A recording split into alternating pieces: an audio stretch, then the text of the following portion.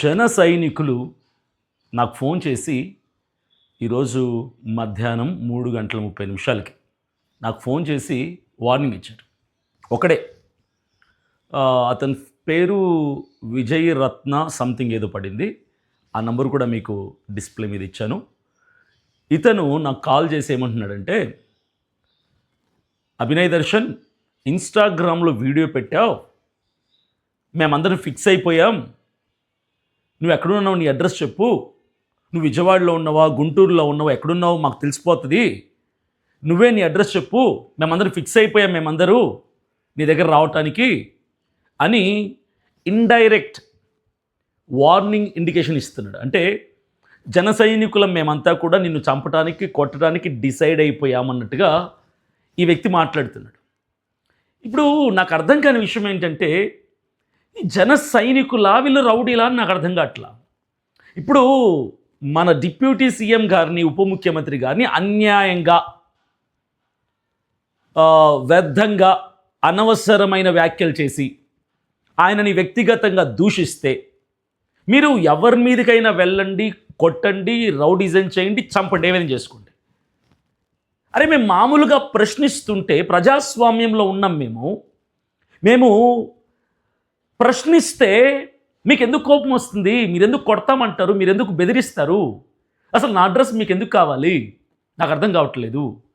మన రావణ్ కూడా అంతే, చట్టం తన పని తను చేసుకుంటూ పోతుంది కదా. ఆల్రెడీ తన మీద కేసులు పెట్టారు కదా, అక్కడ పిఠాపురంలో, సర్పవరంలో, అలాగే ఇంకోటి పాయకరావుపేటలో, మచిలీపట్నంలో ఇలా కేసులు కంటిన్యూస్గా పెట్టినప్పుడు చట్టం తన పని తను చేసుకుంటూ పోతుంది. అంటే అతన్ని అరెస్ట్ చేస్తున్నారు, కోర్టుకు తీసుకెళ్తున్నారు, వాదోపాదాలు జరుగుతున్నాయి, బెయిల్ వస్తుంది. ఇలా జరుగుతున్నప్పుడు చట్టాన్ని గౌరవించాల్సినటువంటి బాధ్యత కలిగినటువంటి జన సైనికులు రౌడీల్లాగా బిహేవ్ చేసి ఆ రావణ్ణి తీసుకెళ్తున్నటువంటి పోలీస్ జీప్ పైన దాడి చేసి రాళ్ళు విసిరి, గుడ్లు విసిరి భయంకరంగా ఇబ్బంది పెట్టారు. ఇది మనందరం చూసాం. ఎందుకు ఇలా చేస్తున్నారు? సరే, అతను మాట్లాడాడు, మీకు కోపం వచ్చింది, ఓకే అనుకుందాం. ఇప్పుడు నేను ఏం చేశాను? నేను ఈరోజు 2 షార్ట్ వీడియోస్ పెట్టాను ఇన్స్టా, ఫేస్బుక్, యూట్యూబ్లో. అందులో నేను ఏం మాట్లాడాను? మొదటి వీడియోలో ఏం మాట్లాడాను?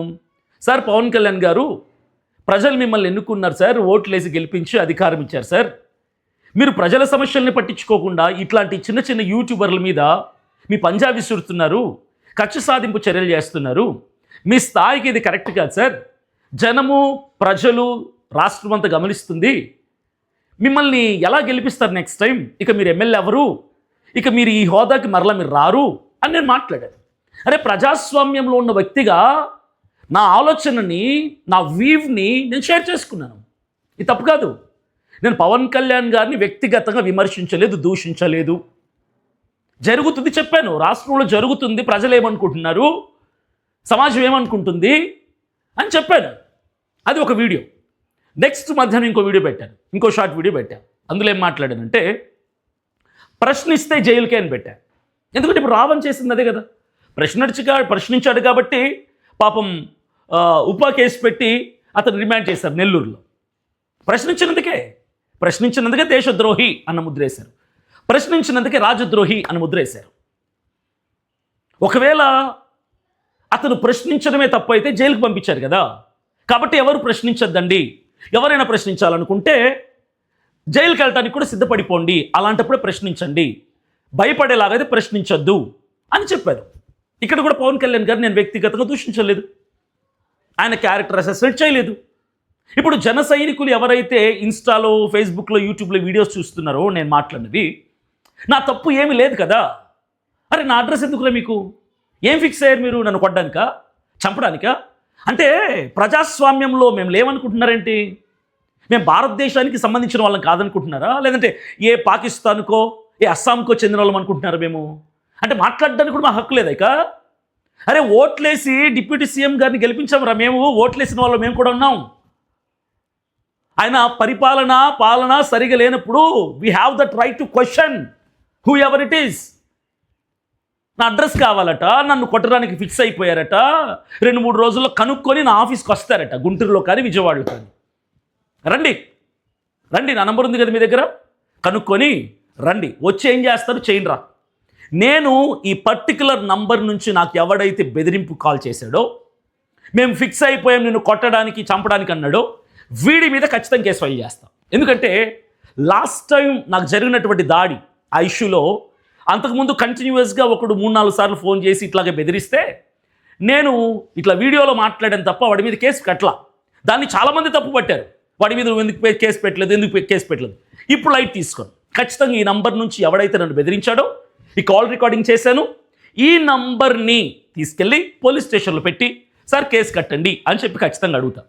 అసలు వాడు ఏం మాట్లాడి ఏం బెదిరించాడు మీరే వినండి ఒకసారి. మీరు క్లియర్గా వింటే మీకు అర్థమవుతుంది. రికార్డ్ చేసుకో. ఏం ఇన్స్టాగ్రామ్ లో నీ వీడియోలు ఏంటి? నీకు ఏం తెలుసు అసలు? నీకు ఆయన గురించి ఏం తెలుసు? నువ్వు అలా మాట్లాడుతున్నావు. నువ్వు ఏం మాట్లాడారండి? రికార్డ్ చేసుకో. భయం ఏం లేదు, రికార్డ్ చేసుకో. నీ పేరేంటి? నా పేరేంటో నీకు ఎందుకు? నువ్వు అడ్రస్ చెప్పు ఫస్ట్. అడ్రస్ చెప్తే ఏం చేస్తారు సార్? అదే అడ్రస్ చెప్పు.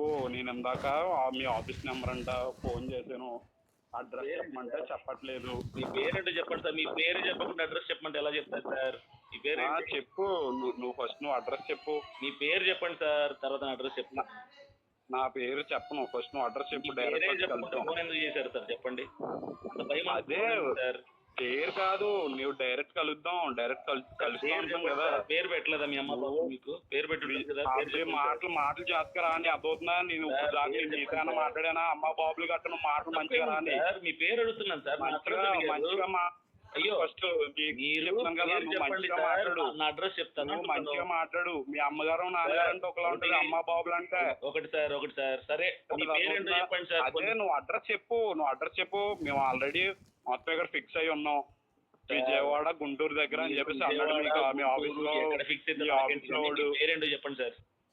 అదే నేను చెప్తున్నా. అదే ఒక్క నిమిషం నేను మాట్లాడి విను. విజయ్ గుంటూరు అని చెప్పేసి అన్నాడు. ఆల్రెడీ రేపు మార్నింగ్ స్టార్ట్ అవుతాము, ఆఫీస్కి వస్తామని చెప్పేసి అన్నాను. డీటెయిల్స్ చెప్పు, ఆఫీస్ డీటెయిల్స్ చెప్పు, అడ్రస్ చెప్పండి. నేను చెప్పను అని చెప్పేసి ఫోన్ కట్ చేసి బ్లాక్ లో పెట్టే. ఎవరు? మీ ఆఫీస్ నుంచి. నేను అభినయ దర్శనే మాట్లాడుతున్నాను సార్. అదే మీ ఆఫీస్ నెంబర్ మీ ఆఫీస్ అడ్రస్ చెప్పు. మీ ఆఫీస్ అడ్రస్ చెప్పంటాను కదా. పేరు చెప్పటానికే ఆలోచిస్తూ భయపడుతున్నప్పుడు అడ్రస్ ఎలా చెప్పి? భయపడతాం కాదు. పేరు ఉపయోగం లేదు. డైరెక్ట్ గా వచ్చి కలుస్తాం అంటున్నాను కదా. పేరు చెప్పడానికే మీరు డైరెక్ట్ గా భయపడితే డైరెక్ట్ గా వచ్చి కలుస్తాము. సార్ ఒకటి చెప్తాను, చెప్పిదంటారా? మేము వచ్చి కలుస్తాము సార్. ఇదిగో మీ అడ్రస్ చెప్పండి సార్, నేను ఒక్కరిని వస్తే మీ ఇంట్లోకి వచ్చి కాఫీ తాగుతూ మాట్లాడుతాను. చెప్పండి. కాఫీ గట్ట తాగుతా మాట్లాడేది కాదు. నువ్వు అడ్రస్ చెప్పు ఫస్ట్. మీ అడ్రస్ చెప్పండి. మీ అడ్రస్ వచ్చి కాఫీలో చేయండి సార్. ఎందుకు సార్ పేరు చెప్పరు, మీ అడ్రస్ చెప్పరు, మీ లొకేషన్ చెప్పరు. మీకు మీ అడ్రస్ చెప్పండి. ఇప్పుడు మా దగ్గరకు వచ్చారు ఇంకో కాఫీ తాగుతారు, అది మేము మీ దగ్గరకు వచ్చాము. నాకు కాఫీ అలవాటు లేదు సార్, నేను చెయ్యను కాఫీ. మా ఇంట్లో కాఫీ తాగము. అది అంటే మరి మా ఇంటికి వచ్చి అంటారు కదా మీరు. మరి మీరు గౌరవం ఇస్తే తాగాలి కదా సార్, హట్ అవుతారు కదా సార్. లేదంటే అందుకే మరి మేము మీ దగ్గరకు వచ్చినప్పుడు మరి మాకు మీరు ఇవ్వాలి కదా. మాకు అడ్రస్ చెప్పారనుకో మేము కూడా మీ దగ్గరకు వస్తాం. పర్లేదు, మాకు ఏం అవసరం లేదు. ఫస్ట్ మీరు అడ్రస్ చెప్పండి. పేరు చెప్పడానికే భయపడుతున్న మీరు నన్ను అడ్రస్ అడగడం చాలా కామెడీగా ఉంది సార్. ఫోన్ పెట్టండి సార్. ఏంటి సార్? నువ్వు మమ్మల్ని డైరెక్ట్ గా చూస్తావు కదా అని చెప్పేసి పేరు చెప్పారు. మీరేం గ్రహాంతర వాసులు కాదు, మిమ్మల్ని చూడడానికి కొత్తగా. మీకు 4-2 చెవులు, ముక్కు, నోరు అంతే. అవే కదా ఉంటాయి. ఏదో చూడాలి డైరెక్ట్ వచ్చి కలుస్తాం కదా. ఒకటి చూడండి సార్, పని లేని వాళ్ళకి నా అడ్రస్ చెప్పను. నాకు కలిసే టైం లేదు. ఓకేనా? కలిసే టైం లేదు. మీరు రౌడీలను కుట్టించడానికి టైం ఉందా? ఏంటి సార్? చెప్పండి సార్. ఇన్స్టాగ్రామ్ లో పిచ్చి వీడియోలు చేసి పెట్టడానికి టైం ఉంది. ఏం చేశారు? ఒకటి సైట్ గా పాయింట్ చెప్పండి. నువ్వు పెట్టింది ఏంటి ఇప్పుడు? ఏం పెట్టాను? నువ్వు పెట్టిన వీడియోలు ఏంటి ఇన్స్టాగ్రామ్ లో? ఏం పెట్టాను సార్? నువ్వు ఇన్స్టాగ్రామ్ లో పెట్టిన వీడియోస్ ఏంటి? నీకు దాని గురించి ఏం పెట్టారన్నారు? చెప్పినప్పుడు వినండి సార్. ఓపిక లేదు, ఫోన్ కట్టేయండి సార్. నువ్వు ఇప్పుడు 3 గంటలు వినండి, లేదా కాల్ కట్ చేయండి. టైం వేస్ట్ మాట్లాడదు. చెప్పు. ప్రశ్నిస్తే జైలుకే, ప్రశ్నించిన యూట్యూబర్ని రిమాండ్ చేశారు. ఆ, కూటమి ప్రభుత్వాన్ని ప్రశ్నిస్తే అనవసరమైన తప్పుడు కేసులు పెట్టి రిమాండ్ చేస్తారు. ఇది సార్ మాట్లాడాను. అదే కూటమి ప్రభుత్వాన్ని క్వశ్చన్ చేస్తే తప్పులేదు. పవన్ కళ్యాణ్ గారిని వ్యక్తిగతంగా టార్గెట్ చేస్తాం అన్నది కరెక్ట్ కాదు కదా. ఎవరు సార్? ఎవరు చేశారు సార్? రావణ్ అన్నవాడు ఏంటి సార్? ఆల్రెడీ చూసాం నీ భాగవతం. ఆడ అమ్మలో కట్టనే, ఆ అడవుల్లో కట్టనే. నా భాగవతం చూసారు కదా సార్, మరి నీ భాగవతం కూడా చూడాలి కదా. అడ్రస్ చెప్పండి, మీ పేరు చెప్పండి. అయితే నువ్వు చెప్పు, మేము ఇక్కడ ఆల్రెడీ ఫిక్స్ అయి ఉన్నాం. మేము అక్కడ డిస్కస్ ఫిక్స్ అయ్యాం. పేరు చెప్పడానికి భయపడుతున్నావు. ఏంది ఫిక్స్ అయ్యావు? నువ్వు తొక్క ఫోర్ పెట్టు. డైరెక్ట్ వచ్చి కలుస్తాం. అది అవుతున్నా నీకు. నువ్వు ఇప్పుడు ఒకటే మాట, మీరు ఎవడో ఏంటో తెలియకుండా ఒకటి మా వాళ్ళు అందరూ ఫోన్ చేస్తాను. వాళ్ళు తొక్క తోటకూర నీ వెనకాల ఎవడు లేడులే కానీ ఒకటి చెప్తాను చూడండి. చెప్తాను చూడండి సార్. మొరిగే కుక్క కరవచ్చు సార్. నా వెనకాల టీం ఉంది, నా వెనక 10 మంది ఉన్నారు. ఫిక్స్ అయిపోయాం, బోర్డ్ అయిపోయాం. ఇప్పుడు సరే, ఇప్పుడు వద్దు అవన్నీ కాదు. నీ వెనక 10 మంది ఉన్నారు కదా. నీ పేరేంటో చెప్పు. చెప్పు, నీ లొకేషన్ చెప్పు. ఒకసారి నేను ఎవరు లేరు, ఓకేనా? నువ్వు ప్రేయర్ మంచిగా చేస్తావు కదా, నీ దగ్గరకు వచ్చి ప్రేయర్ చేయించుకుందాం. మీ అడ్రస్ చెప్పండి. మీ దగ్గర మాట్లాడుతున్నారు మీరు. ప్రేయర్ చేయించుకుందాం. నేను బాగా చేస్తాను కదా అంటున్నా. నోరు జాగ్రత్త, అర్థమవుతుందా? నేనే తప్పుగా మాట్లాడతలేదు. మీరు ప్రేయర్ చేయించుకుందాం. మతపరమైనటువంటి ప్రస్తావన ఎందుకు తీస్తున్నారు? ఇప్పుడు నేనేమంటున్నారు, మీ దగ్గరకు వచ్చి ప్రేయర్ చేయించుకుందాం అని అడుగుతున్నాను, అంతే కదా. కాదు, ప్రేయర్ చేస్తానని ఇన్స్టాగ్రామ్ వీడియోలో మీకు ప్రేయర్ చేస్తాను, అవసరమైతే ఫోన్లు చేయమని చెప్పానా? అవసరమైతే ఫోన్ చేయమని చెప్పలేదు. నేను చేయించుకుందాం. మీరు మంచిగా చేస్తారు, బాగా చేస్తారు కదా ప్రేయర్. నేను చెప్పానా మంచిగా నేను ప్రేయర్ చేస్తాను రా ఇంటికి అని చెప్పానా? అవును, చేయించుకుందాం అని. మేము చేయించుకుందాం. ఫోన్లు ఎందుకు చేస్తారు సార్? మీరు ఫోన్ పెట్టండి. సో అది జరిగింది ఏంటంటే, ఈ ఫోను ఒక్కసారి కాదు, దాదాపుగా నాకు ఒక 15-20 సార్లు నా పర్సనల్ నంబర్కి చేశారు. పర్సనల్ నంబర్ మా టీం వాళ్ళు కూడా ఇవ్వలేదంట. మరి ఎక్కడ కనుక్కున్నారో, ఎవరిని అడిగి తీసుకున్నారో తెలీదు. నా పర్సనల్ నంబర్కి, అది కూడా నేను మధ్యాహ్నం వేరే మీటింగ్లో ఉన్నాను, కాల్స్ మీద కాల్స్, మోర్ దాన్ 20 కాల్స్, 20 కాల్స్కి పైగా చేశారు. కాల్ లిఫ్ట్ చేస్తే ఇదే, నీ అడ్రస్ చెప్పు, నీ అడ్రస్ చెప్పు, మేము ఫిక్స్ అయిపోయాం, మేము వస్తాం, నేను కలుస్తాం. ఏంటి జరుగుతుంది నాకు అర్థం కావట్లేదు. ఈ ప్రజాస్వామ్యంలో కనీసం స్వేచ్ఛగా మాట్లాడటానికి కూడా మమ్మల్ని అడ్డుకొని మా నోటికి తాళాలు వేయాలని ప్రయత్నం చేస్తే, ఇలాంటి రౌడీలని, జన సైనికులు అంటారా వీళ్ళని, రౌడీలు అంటారా? జన సైనికులు అంటే జనానికి ప్రొటెక్ట్ చేసేవాళ్ళు, పబ్లిక్ని ప్రొటెక్ట్ చేసేవాళ్ళు. వీళ్ళే పబ్లిక్ని హార్మ్ చేయడానికి చూస్తే వీళ్ళు జన సైనికులు ఏంటి సార్? నాకు అర్థం కావట్లేదు. శ్రీ కొనిదెల పవన్ కళ్యాణ్ గారికి నేను ఒకటి చెప్తున్నాను సార్, నా హంబుల్ రిక్వెస్ట్ సార్, దయచేసి మీ జన సైనికుల్ని కంట్రోల్ చేయండి సార్.